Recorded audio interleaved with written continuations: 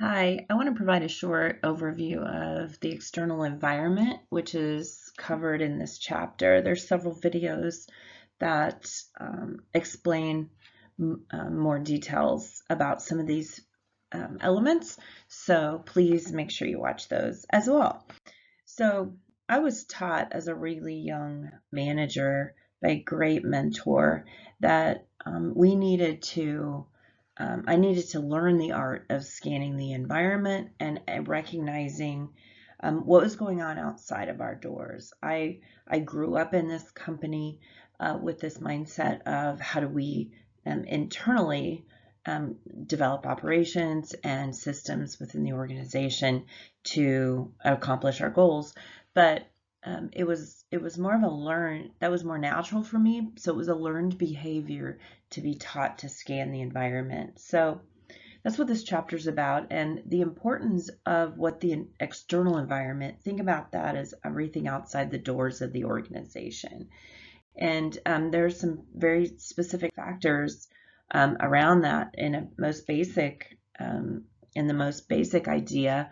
We can look at a SWOT analysis and know that what we're talking about are strengths and weaknesses, opportunities and threats. Those opportunities and threats, which I'm sure at this point you've used a SWOT analysis somewhere before, are really looking at what's going on outside the organization.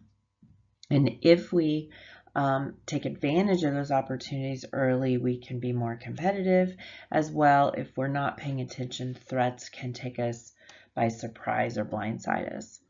So it's really the art of recognizing the elements of the external environment that we need to pay attention to.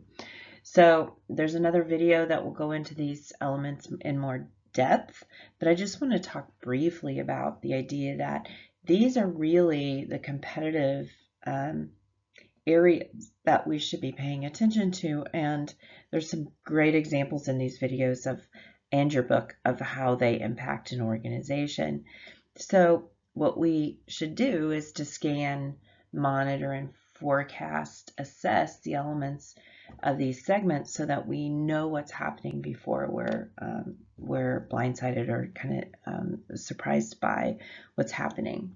So some of these have to do with the industry. So the industry, as in who's our market from a demographic standpoint, who are the people that we're serving, and what are they doing? Who are they? Do we know them well as far as what their characteristics are, their social interactions? In this model, sociocultural is a separate element from demographic, and both of those refer to who are the people, what are they doing in different realms.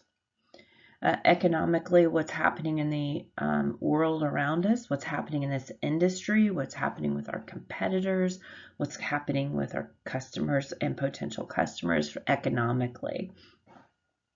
And that would refer to things like the cost of living or inflation or other job employment numbers, etc.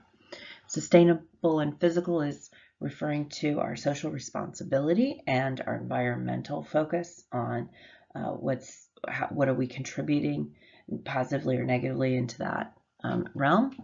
Political legal refers to what's going on in this industry. Are there laws that will affect us? Are there politics at play that can impact our industry or organization? Technological refers to the idea of how technology will support us or harm us based on what our current model is. And then the global impact of the organization is the last one.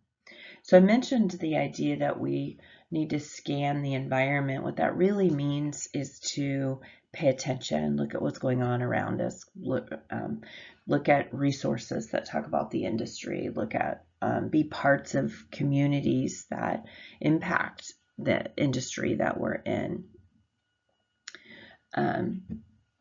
Today, with the mass amount of information available on the internet, this is much easier than it was 30 years ago when I was learning to scan the environment.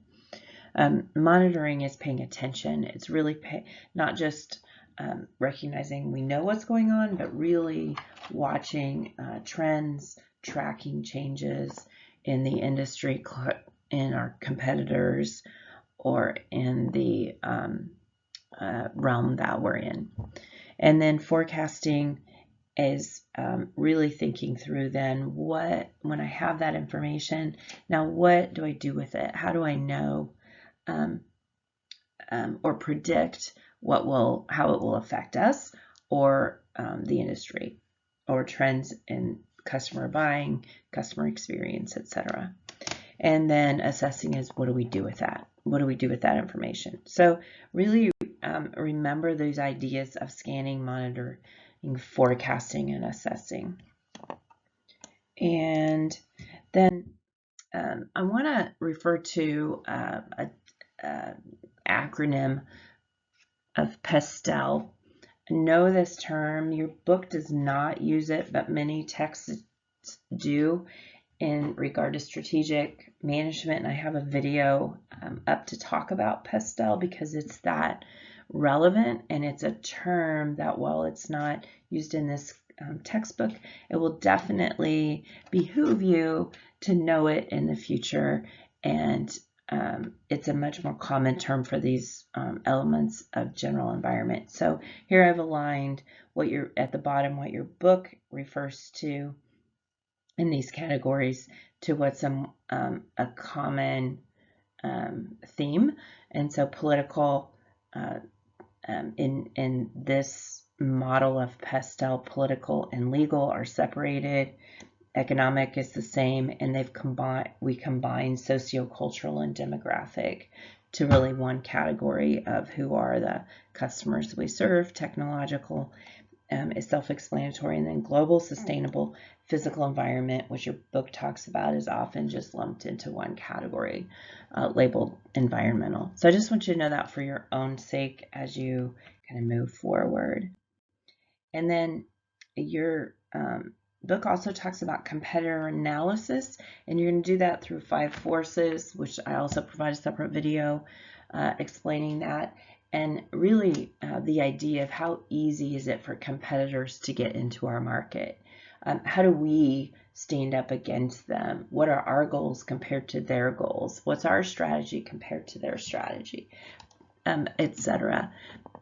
For those of you that are in the Strategic Management Lab, as you and your group perform decisions each year for this organization that you're managing, you're all managing and starting from the same place, but you'll all make strategic decisions differently based on what your vision is, based on what your strategic plan is, and you'll really experience in that lab the idea of how competitors change based on the decisions that we make within the organization.